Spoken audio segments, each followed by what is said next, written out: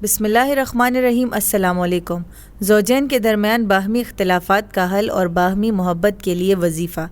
اس اہم بیان کو سننے سے پہلے ہمارا چینل سبسکرائب کر لیں۔ شریعت مطہرہ میں میاں بیوی کے ایک دوسرے پر بہت سے حقوق ہیں جن کی ادائیگی بہت ضروری ہے۔ شوہر اگر معمولی باتوں پر ناراض ہوتا ہے تو اسے چاہیے کہ چھوٹی چھوٹی باتوں پر ناراض ہونا چھوڑ دے۔ میاں بیوی نماز اور شرعی احکام کا اہتمام کرے، نیز آپس کے اختلافات کو دور کرے اور ایک دوسرے کے ساتھ محبت سے رہے۔ ایک دوسرے کے حقوق ادا کرنے کی فکر کی جائے، باہمی معلومات میں صبر و تحمل سے کام لیا جائے۔ قرآن کریم کی اس آیات کو فرض نماز کے بعد 11 مرتبہ پڑھیں۔ وَأَلَّفَ بَيْنَ قُلُوبِهِمْ لَوْ أَنفَقْتَ مَا فِي الْأَرْضِ جَمِيعًا أَلَّفَ بَيْنَ قُلُوبِهِمْ وَلَكِنَّ اللَّهَ أَلْفَ يَبْنَهُمْ انہ عزیز حکیم۔ کر کے صدقہ دل سے دعا کریں، اللہ تعالیٰ اپنے فضل و کرم سے دلوں کو جوڑ دے گا۔ شوہر کو اسلام میں بیان کردہ بیوی کے حقوق سے بھی آگاہ کیا جائے۔ قرآن کریم کا ارشاد ہے، اور ان عورتوں کے ساتھ خوبی کے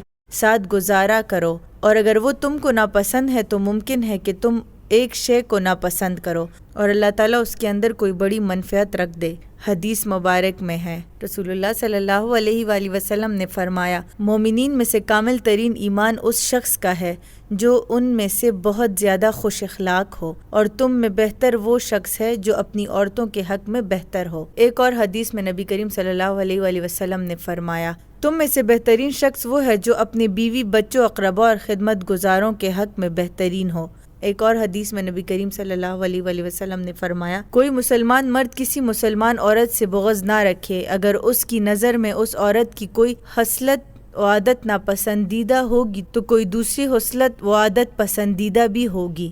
اسی طرح بیوی کو بھی چاہیے کہ وہ معمولی باتوں کی باہمی اختلافات کا ذریعہ نہ بنے، تحمل سے کام لے اور درگزر کی عادت اپنائے، اسی سے گھر چلتا ہے۔ جو عورت شوہر کی نافرمانی کرے اس کے بارے میں سخت سزا ہے، اور جو عورت فرما برداری کرے اور اطاعت کرے اس کی بڑی فضیلت بیان کی گئی ہے۔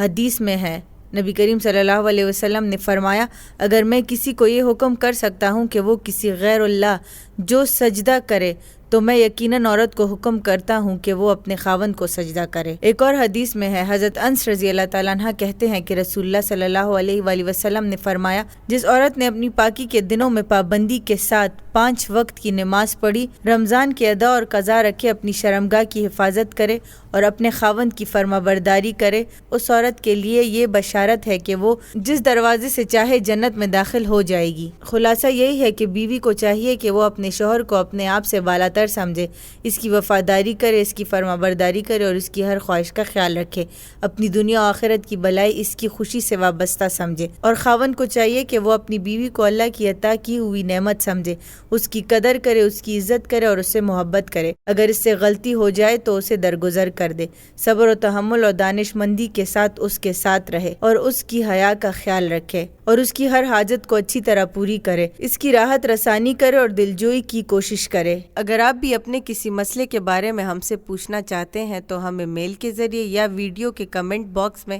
ہم سے پوچھ سکتے ہیں۔